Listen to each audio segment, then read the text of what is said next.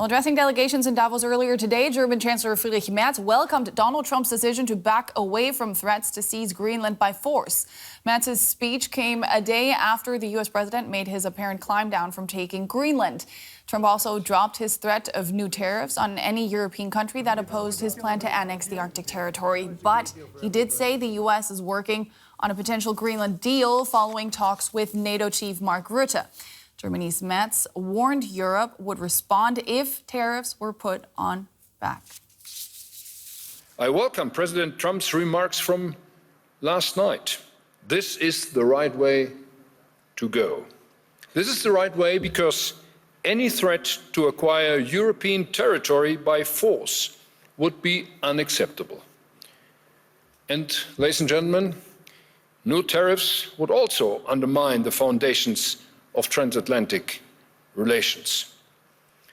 If they are put in place, Europe's answer would be united, calm, measured, and firm.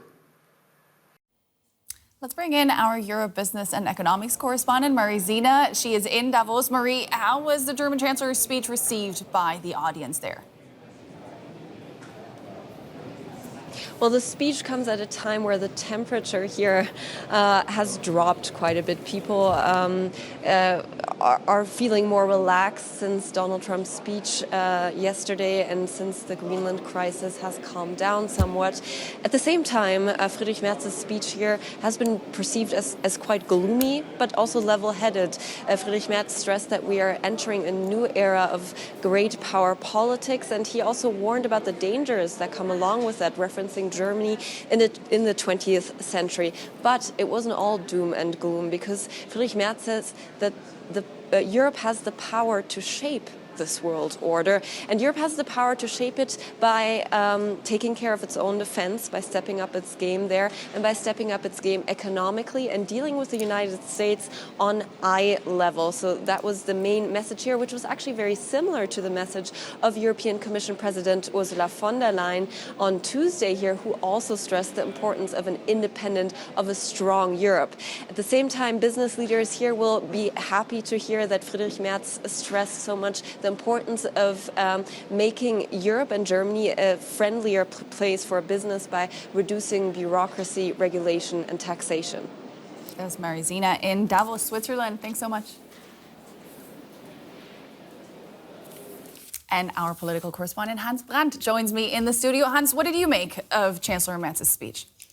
To some extent, you might say it was quite stark. He's warning that the great power game was a dangerous place to be in, and that we had to prepare for a lot of pulling and toing and froing, a lot of power games in that kind of new sphere. At the same time, I think he tried to give a message of hope by saying that if people stand together, if countries in Europe, for instance, cooperate with each other, and if they cooperate across the world with other middle-sized powers, such as Canada, for instance, then they would have the capacity, in fact, to play a leading role in this power game, to sit at the table, to have their interests represented.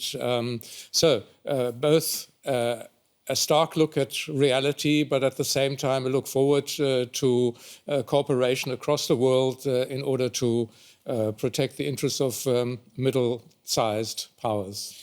He made a very compelling point by drawing on Germany's history. I believe we have a soundbite. Let's listen to some of what he had to say. A world where only power counts is a dangerous place. First for small states, then for the middle powers, and ultimately for the great ones. I do not say this lightly. In the 20th century, my country, Germany, went down this road to its bitter end. It pulled the world into a black abyss. So let us bear in mind, our greatest strength remains the ability to build partnerships and alliances among equals, based on mutual trust and respect. Hans, Merz didn't mention Trump by name, but this was clearly directed at him, wasn't it? Yes, indeed. Of course, he is trying to say to Trump as well, even if you are the big power, there are examples in history where powers have overextended their reach, have overextended their power. He mentioned Germany there, obviously, Second World War, a disaster for the world as a whole. If you don't do it correctly, you can end up being the enemy of the entire world, and that's not going to end up well for you. I think that is the warning that is hidden in there.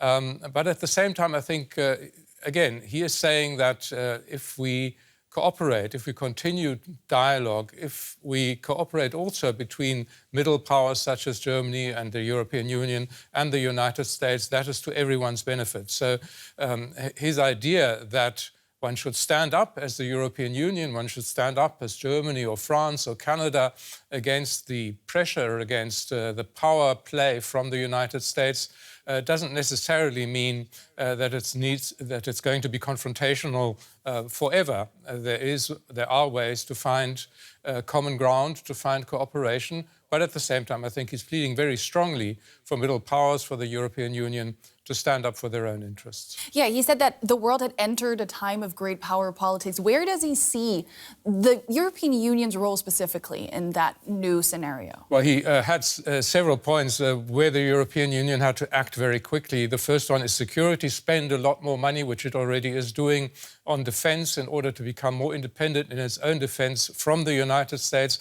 The second was economic, to reduce barriers within the European Union to economic activity so that the economy would be stronger, there would be greater free market activity within Europe. And then there is also the attempt to find alliances with countries across the world, such as India, Mexico, the Southern American states, Indonesia were mentioned, where free trade agreements could create greater markets and greater market power, which again would then be leveraged against the great powers such as the United States and China.